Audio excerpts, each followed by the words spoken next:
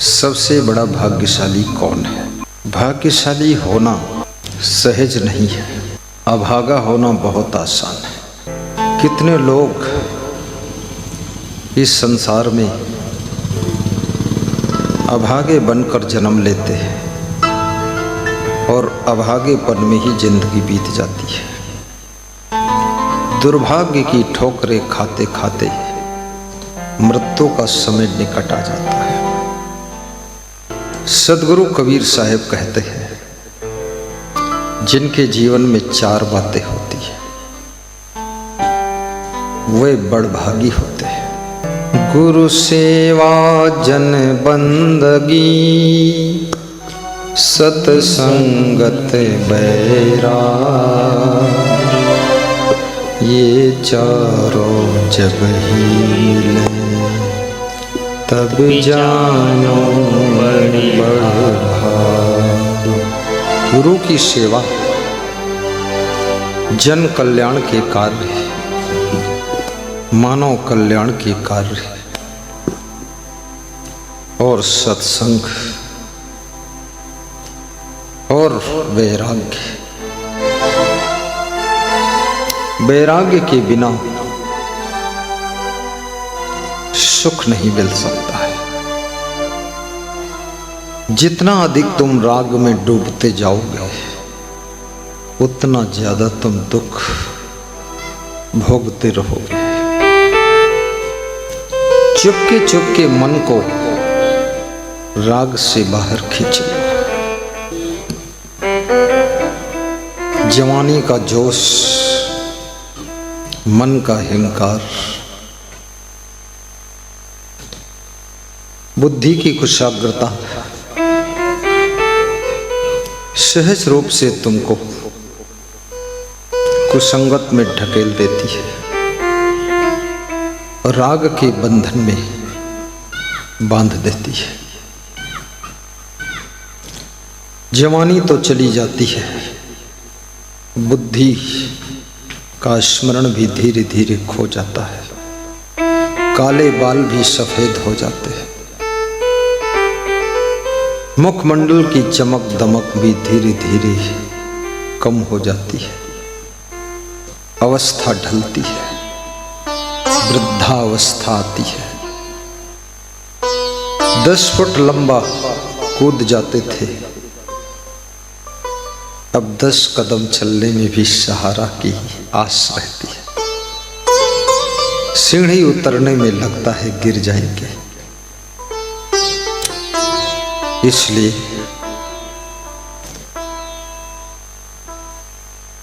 जवानी कैसे बिताना है भगवान श्री राम से सीखो। बुद्धि का सदुपयोग कैसे करना है उन्नति करने वालों से सीखो।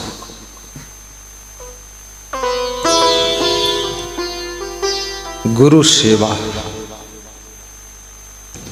गुरु सेवा को प्रथम स्थान कबीर साहब ने प्रदत्त किया है कि गुरु की सेवा। संसार में सेवा सबको करना पड़ रहा है। कोई होटल खोलकर सुबह से लेकर शाम तक चाय नाश्ते की सेवा कर रहा है, 2 पैसे मिलते हैं उससे गुजारा करता है। कोई गाड़ी चलाकर वेतन पाकर के सेवा कर रहा है और उससे परिवार पाल रहा है। कोई डॉक्टर बनकर मरीजों की सेवा करके पैसे कमाकर जीवन निर्वाह कर रहा है। लेकिन कोई गाय की सेवा कर रहा है, कोई भैंस की सेवा कर रहा है और कोई घोड़े और हाथी की भी सेवा कर रहा है। किसी को कुत्ते बिल्ली की भी सेवा मिली है। बड़े लोगों के घरों में कुत्तों की सेवा के लिए भी कर्मचारी नियुक्त किए गए। बड़े लोगों के घरों में बिल्लियों की सेवा, पंछियों की सेवा भी हो रही है। लेकिन बड़े वे हैं जिनके घर में अपने माता पिता की भी सेवा होती है। माता पिता से तो बहुत कुछ मिला है, जमीन मिली, जन्म मिला, मकान मिला, दुकान मिली, धन मिला, वैभव मिला, संस्कार मिला और शिक्षा मिली। वो मिला जो कहीं से नहीं मिला। फिर भी कितने संतान अपने माँ बाप से अनावश्यक रूठ जाते हैं, कितनी बहुएं अनावश्यक अपने सासू से असंतुष्ट हो जाती है। सेवा तो दूर है, सासू की निकट नहीं आती, बाईपास से होकर निकल जाती।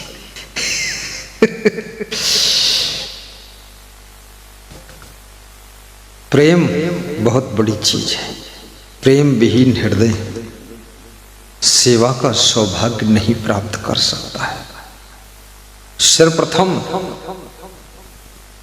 जिनका देश से प्रेम होगा वो देश सेवा में प्रवृत्त हो जाएंगे। जिनका पशुओं से प्रेम होगा गौ सेवा में तल्लीन हो जाएंगे। जिनका पंछियों से प्रेम होगा वे पंछियों की रक्षा सुरक्षा के लिए दाना भी चुंगाएंगे। प्रेम यदि समुद्र जैसा उमड़ रहा है तो तुम चींटियों की भी फिक्र करने लग जाते हो, चिड़ियों की भी फिक्र करने लग जाते हो। और याद रखना, श्री कृष्ण कहते हैं ईश्वर आत्मा के रूप में सभी प्राणियों के हृदय मंदिर में विद्यमान है। चींटी की सेवा से भी ईश्वर खुश होता है, चिड़ियों की सेवा से भी ईश्वर खुश होता है और इंसान की सेवा से भी भगवान खुश होता है। और चींटी के अंदर बैठी हुई सूक्ष्म आत्मा जो कि परमात्मा का ही रूप है, वो आत्मा तुम्हें दुआ देती है। कितने लोगों ने चींटी और चिड़ियों की, कीड़े और मकोड़ों की सेवा करके अपने सोए हुए सौभाग्य को उदय किया है। कितने लोगों ने बूढ़ों की सेवा करके वृद्धाश्रम खोलकर, एक वे लोग हैं जो केवल अपने माता पिता की सेवा नहीं कर पाते, दो की सेवा मुश्किल। दूसरे वे लोग हैं हजारों वृद्धों की सेवा कर देते हैं, वृद्धाश्रम खोलते हैं।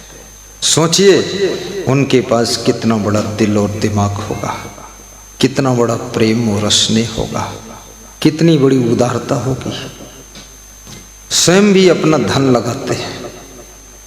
मैं छत्तीसगढ़ प्रदेश में गया था तो एक बजरंग अग्रवाल नाम के व्यक्ति भेंट हुई। उन्होंने कहा मेरा आश्रम देख लो।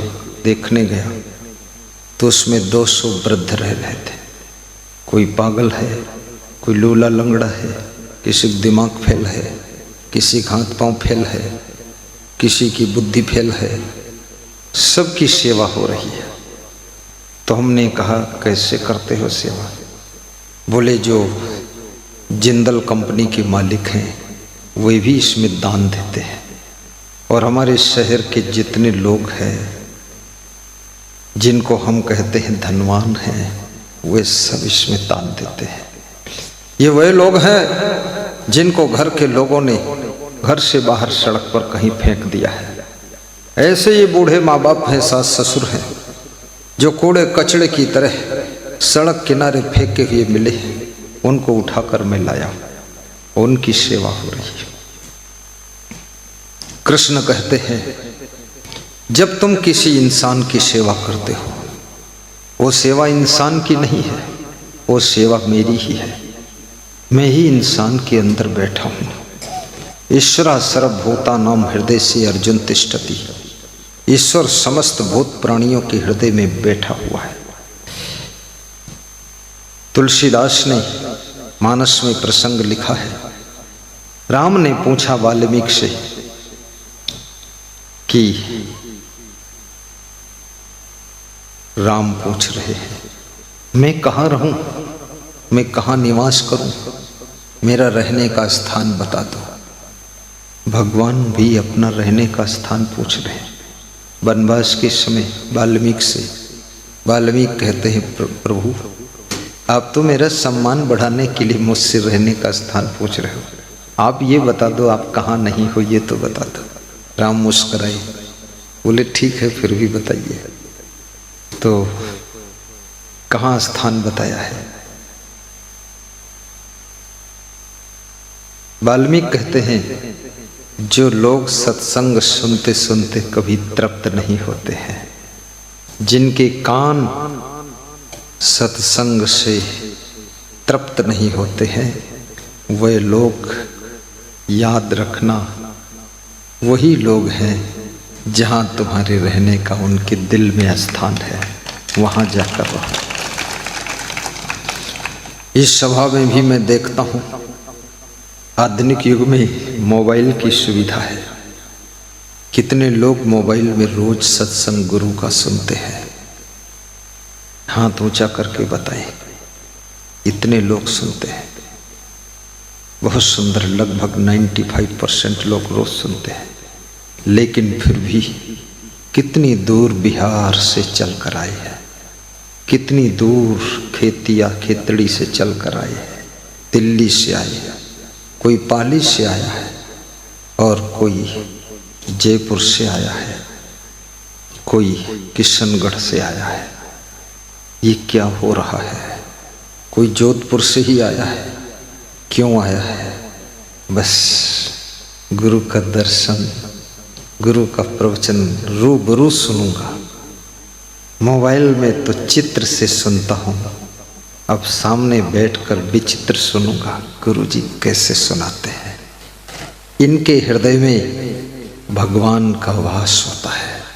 जो लोग सत्संग सुनते सुनते कभी छकते नहीं हैं, सेवा करते करते कभी थकते नहीं हैं, और दर्शन के लिए जिनके पांव रुकते नहीं हैं, और जिनकी आंखें कभी तृप्त होती नहीं है, ऐसे लोगों के हृदय में जाकर हे राम भगवान तुम निवास करना, वही सुरक्षित स्थान है।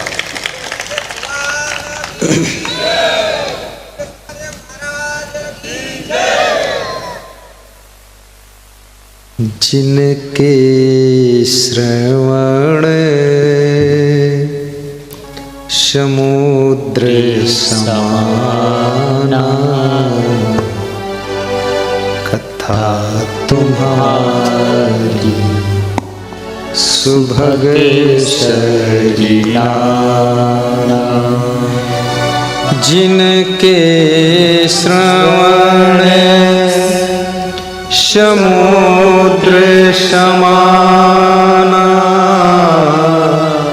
कथा तुम्हारी सुभग सरिनाना।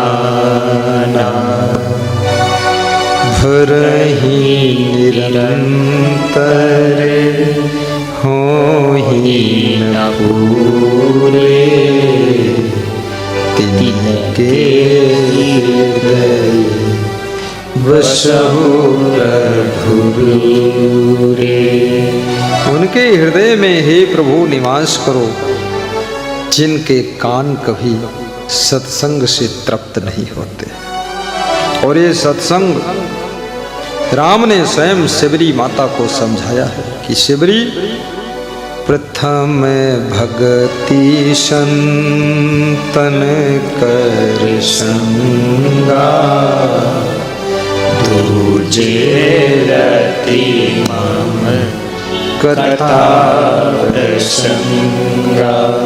प्रथम भक्ति संतों का सत्संग। आपने देखा होगा खेतों में लोग एक झूठा आदमी बनाकर खड़ा कर देते हैं, उसको आदमी जैसे कपड़े पहना देते हैं, आदमी जैसा साफा बांध देते हैं और हाथ लगा देते हैं, ऐसे वो खड़ा रहता है, झूठा आदमी, बोलता कुछ नहीं, और उसके अंदर एक लालटेन भी जलाकर रख देते हैं ताकि जो जानवर हैं, पशु हैं, खेत का नुकसान करने वाले, वे डर जाएं, उनको लगे कोई आदमी खड़ा है टार्च जला रहा है तो भाग जाएं, खेत में लाएं। वो झूठा आदमी भी काम कर रहा है, कितना बड़ा काम कर रहा है। एक जिंदा आदमी खड़ा रहे थक जाएगा, हाथ फैलाए रहे थक जाएगा, और जिंदा आदमी को खड़ा करना बहुत मुश्किल। उसको कहीं यूरिन जाना होगा, कहीं लेटरिन जाना होगा, कहीं उसको नींद आ जाएगी, और कहीं वो उसको भूख लगेगी, कहीं नाश्ता करेगा, कहीं उसका मूड बदल गया तो डांस शुरू कर देगा, फसल रौंद डालेगा, और मूड चेंज हो गया खेत से भाग भी जाएगा, दूसरे खेत में कुछ करेगा जाकर। लेकिन झूठे आदमी पर कितना बड़ा विश्वास है, वो खड़ा रहता है, ऐसे खड़ा है, वो न थकता है और ना तो उबता है, ना डूबता है, ना कहीं जाता है, और जानवरों को भगाता रहता है। डरते हैं जानवर उसको देखकर, सोचते हैं आदमी खड़ा है। ये झूठे आदमी से भी सच काम हो जाता है। इसलिए सभी दुकानों पर झूठे स्त्री पुरुष खड़े हुए हैं। कपड़ा की दुकान पर स्त्रियां भी खड़ी हैं, वे झूठी हैं, वे सच्ची स्त्रियां नहीं है। किसी किसी स्त्री का तो मूड ही नहीं है, बिना मूड की स्त्री खड़ी है, बिना मूड का पुरुष खड़ा है। केवल बस इतने में ही उसको बुशर्ट और पैंट पहनाया गया, सलवार कुर्ता पहनाया गया, साड़ी पहनाई गई, मूड से कोई मतलब ही नहीं है। अब सोचो फैशन में फंसोगे तो मूड तो रह ही नहीं जाएगा, मूड कट ही जाएगा। वो सिर गायब है उसका, और वहां सब खड़ी है, वो प्लास्टिक की।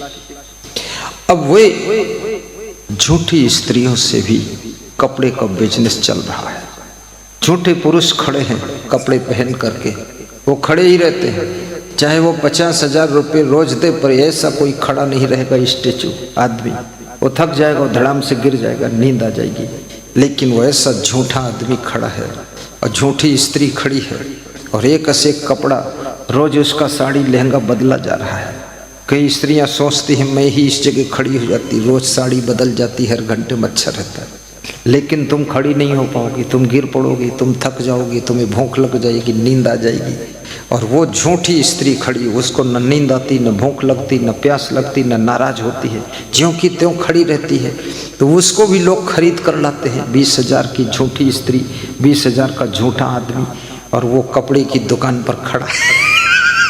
कपड़ा बिकने में उसका बहुत बड़ा सहयोग है, क्योंकि इसको पहना कर कपड़ा खड़ा कर दिया गया। लोग देखते हैं कि ये पहनकर खड़ा है, ये सुंदर दिख रहा, मैं भी ऐसा कपड़ा खरीदूंगा, पहनकर खड़ा होऊंगा, मैं भी सुंदर दिखूंगा। तो बिजनेस में सहयोग कर रहा है। ये झूठे आदमी का खेल है। तो सोचिए, सच्चे आदमी का काम झूठा आदमी भी कर रहा है। झूठे आदमी से प्रचार हो रहा, सच में आदमी सामान खरीद रहे हैं। ये कितना बड़ा विचित्र सिस्टम बना हुआ है। ये मैं क्यों सुना रहा हूं? क्योंकि याद रखना, झूठा आदमी खेत में खड़ा है, जानवरों से खेत को सुरक्षा करता है। इसी तरह से प्रथम भगति संतन कर संगा, यानी संत का संग करो। संत में भी झूठा संत भी कोई आ जाता है। अब झूठा संत और सच्चे संत में तुमको पहचान करनी। झूठे आदमी को आदमी तो पहचान जाता है। झूठी स्त्रियां जो कपड़ा पहनकर खड़ी हैं, वो प्लास्टिक की स्त्रियां, उनको हर स्त्री पहचान जाती है, प्लास्टिक की स्त्री है, सच में स्त्री नहीं है, सब पहचान जाते हैं। लेकिन जानवर नहीं पहचान पाते हैं, जानवर नहीं पहचान पाते, चिड़ियां नहीं पहचान पाती, उनको लगता सच में ये है। तो जो सच्चे संत और झूठे संत को पहचान न पाए वो कौन है? सोचो, वो कैसा इंसान जो पहचान न पाए, वो फिर जानवर की श्रेणी का आदमी है, वो धोखा खा जाएगा। इसलिए